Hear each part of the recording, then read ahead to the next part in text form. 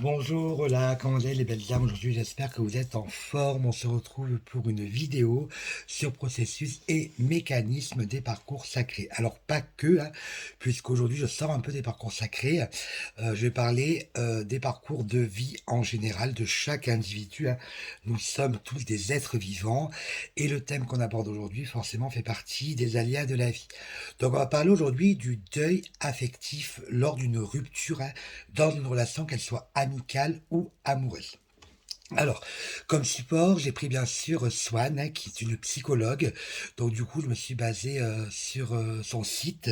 Mais en même temps, j'ai apporté énormément de ma touche personnelle, de mon savoir, de ma licence de psychologie, hein, pour agrémenter différents propos qu'elle a pu aborder dans ses différents articles. Alors, pour commencer, cette vidéo va être faite en deux temps. Ok, une partie, vous allez voir mon visage et une partie plutôt schématisée. Donc je mettrai pause avant d'être dans la vidéo pour pouvoir justement vous expliquer, pour que ce soit beaucoup plus parlant et visuel pour vous. Alors, le deuil affectif est déjà avant tout un processus naturel, vital, et je souligne bien le mot vital, après chaque séparation, pour pouvoir vous reconstruire et avancer dans votre vie. Il s'applique autant pour une relation amoureuse qu'une relation amicale, puisque une relation amicale est quand même basée sur de l'amour, sauf qu'il n'y a pas de sexe entre les partenaires. Je vous l'accorde, il est encore plus important lors d'une rupture amoureuse, ce processus, hein. Alors, il ne faut en aucun cas sauter les étapes du processus. Vous verrez tout à l'heure, il y en a 11 au total. Sinon, vous serez dans l'échec pour l'avancement de votre vie, la reconstruction vers un nouveau couple. Lorsqu'il y a séparation, il y a dans la majorité des cas de la souffrance. Bien évidemment, on parle d'un véritable amour, hein. Pas un amour pour combler un besoin ou un manque, du moins celui qui est mis en place pour un intérêt quelconque. Je vous rappelle au passage que l'on peut décider de quitter quelqu'un même si on l'aime encore, hein. C'est pas non plus une fatalité de quitter quelqu'un parce qu'on ne l'aime plus. Le véritable amour, on le choisit, hein, euh, on le choisit car il arrive en fait, ok? Il ne se contrôle pas. C'est choisir l'autre pour ce qu'il est, pour son être et non pour ce qu'il représente. C'est la différence finalement entre un amour conditionnel et un amour inconditionnel. Pour choisir son autre, on va le choisir pour son être. Il faut avant tout s'aimer soi-même, hein, bien évidemment. Aimer, c'est un apprentissage. On apprend à s'aimer, à aimer l'autre. On choisit l'autre pour son intériorité, car nous nous sommes choisis avant tout. On ne vient plus rassurer notre part égotique. L'ego choisit son autre sur le paraître. L'âme, finalement, choisit son autre sur son être. D'accord. On aime sa lumière intérieure qui émane vers l'extériorité. Car l'âme est belle, pure et intemporelle. Elle ne meurt jamais. Elle va juste quitter au bout d'un moment une enveloppe corporelle. Alors, quand une relation s'arrête pour X raisons, hein, il y a tout un cheminement à faire, dans un ordre précis avant de passer à la relation suivante. Dans le cas contraire, vous n'irez uniquement dans des relations pansement pour combler une fois de plus le manque de l'autre. Ce processus peut être plus ou moins long en fonction de différents paramètres, hein, la durée de la relation, la personnalité, les dysfonctionnements, la famille, etc., etc., et les engagements qu'on a pris avec, hein. Finalement, la question à se poser est la suivante, je dirais, hein, pourquoi étais-je dans cette relation? Car au bout d'un moment, ce qui n'y a plus lieu d'être dans votre vie, hein, disparaîtra forcément. Souvent, on s'aperçoit que c'est par habitude, par peur de solitude, le regard des autres, une dépendance, une codépendance, mais pas réellement par amour, hein. Car la plupart des couples de nos jours font de l'amour un produit de consommation. L'amour est basé sur du conditionnement par rapport à un physique, une situation financière, une localisation géographique, un confort, un métier. Finalement, quelque chose qui est basé sur l'image sociétale, voire parfois et souvent familiale. C'est ce qu'on appelle les fameux candidatons. Pour simplifier, une relation qui est basée uniquement sur deux paraître. Je choisis l'autre pour ce qu'il représente. Un amour d'âme à âme n'est possible qu'avec des personnes en lien d'âme, qui sont de la même famille d'âme, quand les âmes se reconnectent, se reconnaissent. C'est valable pour tout ce qui est les liens énergétiques, les flammes jumelles, les âmes sœurs primordiales, mais aussi pour les âmes connectées, comme les âmes sœurs. Ok? Ce sont des liens ou énergétiques ou connectiques, on appelle ça. Avec les autres âmes, quand on n'a pas un lien énergétique ou connectique, hein, de toute façon ça on le sent, hein, quand on est connecté à quelqu'un ou pas, hein, on règle juste des dettes karmiques, ok, des vies passées. Celles-ci ne perdurent pas Ok, alors quand ils ne perdurent pas, elles peuvent durer un laps de temps plus ou moins long. Et bien évidemment, il n'y a pas de temps dans le divin. Le temps est purement terrestre, hein. Mais elles ne durent pas parce qu'il y a l'absence d'énergétique ou de connectique. Au fil du temps, après le passage du stade amoureux, hein, environ 3 4 ans, on ne vivra plus clairement sur la même fréquence. Ok, et on se rend compte que l'intérieur de l'autre est vide. Forcément, on a été axé sur le paraître et pas sur son être. On découvre son être une fois qu'on a dépassé toute la partie paraître.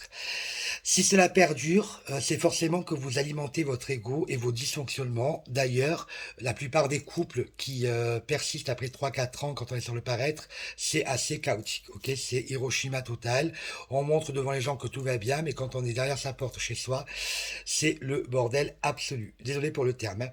Mais finalement, êtes-vous pleinement heureux? Je ne pense pas pour ma part, après chacun a sa part de vérité dans chaque situation. Avec ce type de relation, nous sommes dans l'apprentissage des leçons, ok.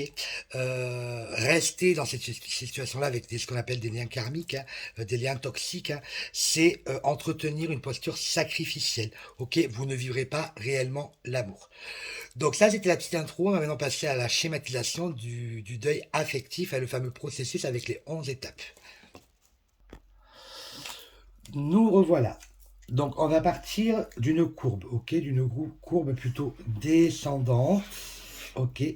Donc comme celle-ci, bien évidemment. Déjà, quand il y a deuil affectif, il y a forcément un commencement, ok. Donc bien évidemment, il y a en amont ce qu'on appelle la flamme qui s'éteint, hein, ok, l'étiolement de la relation, hein. Mais là, hop, on va acter la séparation et c'est ce qu'on va appeler l'annonce, ok, le choc. Donc on apprend que c'est terminé. Même si je rappelle qu'en amont, ça ne s'arrête pas du jour au lendemain, bien évidemment, hein. Ces choses-là, on les sent arriver, hein.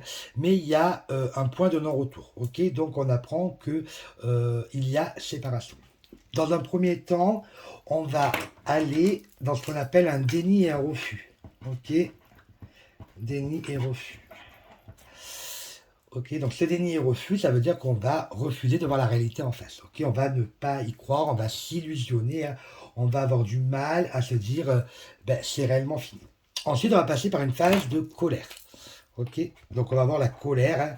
Donc colère envers l'autre ou colère envers soi-même, hein. Ensuite, on a la phase de peur. Ok, la peur de l'inconnu, la peur d'avancer, la peur de guérir. Ok, tout ce qui fait partie de notre ego, hein, les peurs, les craintes, les doutes et les angoisses, c'est l'ego qui entretiennent tout ça. Donc on va activer notre part égotique. Ensuite, on va essayer de négocier. Donc c'est l'heure de la négociation et du marchandage. Alors ça, c'est, on va tout faire, hein, pour récupérer l'autre. Ok, alors, on a beau essayer, parfois ça marche, mais quand ça marche, ça tient pas très longtemps parce qu'on ne recolle pas un vase qui est cassé. Du moins, on va essayer. Ou ça fonctionne, ou ça ne fonctionne pas. Ensuite, on passe par la phase de la dépression. Ok, on n'est pas bien, on est renfermé, on n'a plus le goût au plaisir, on a envie de rien faire, on est au fond de son lit, de son gouffre, et on pleure toutes les larmes de son corps. Ensuite, on engendre la partie tristesse. Ok, la tristesse, on va se remémorer à tous les moments qu'on a passés ensemble, les bons moments, et on va occulter un petit peu les mauvais moments. Ensuite, on va repenser aux mauvais moments et on va arriver à la phase d'acceptation. Je rappelle que quand on se sépare de quelque chose, c'est pas forcément qu'on n'aime plus l'autre, hein. Il peut y avoir de l'amour et on peut se séparer parce qu'on est ce qu'on appelle incompatible. Ensuite, on passe à la phase du pardon. Le fameux pardon, le pardon à soi-même et le pardon à l'autre. Je rappelle que le pardon, ce n'est pas oublier ce qui s'est passé, hein, c'est remettre les compteurs à zéro et accepter la situation. Ensuite, on va partir en quête de sens. Ok, donc on va se remettre en question, hein, quête de sens pour pouvoir avancer, ok, vers un futur meilleur. Et ensuite, au bout d'un moment, donc dans la quête de sens, on va attaquer aussi le processus de guérison, hein. Bien évidemment, on va travailler sur ces dysfonctionnements, puisqu'on a tous les dysfonctionnements sur lesquels on doit travailler. Puis après, on ira vers la sérénité, la paix retrouvée. Donc ça, ce sont les 11 étapes que l'on doit franchir, hein, sans en rater une, sans en sauter une, hein, sans en négliger une, hein, pour pouvoir faire le deuil d'une relation affective. Si jamais on saute une étape, ou si jamais on chemine pas correctement, bien évidemment, c'est logique, hein, on retombe dans le déni, le refus, on se met dans des relations pour combler un manque et des dysfonctionnements. Voilà pour la vidéo sur le deuil affectif. Je vous dis, la victoire est au bout du chemin à condition qu'on s'en donne les moyens. Bisous, bisous.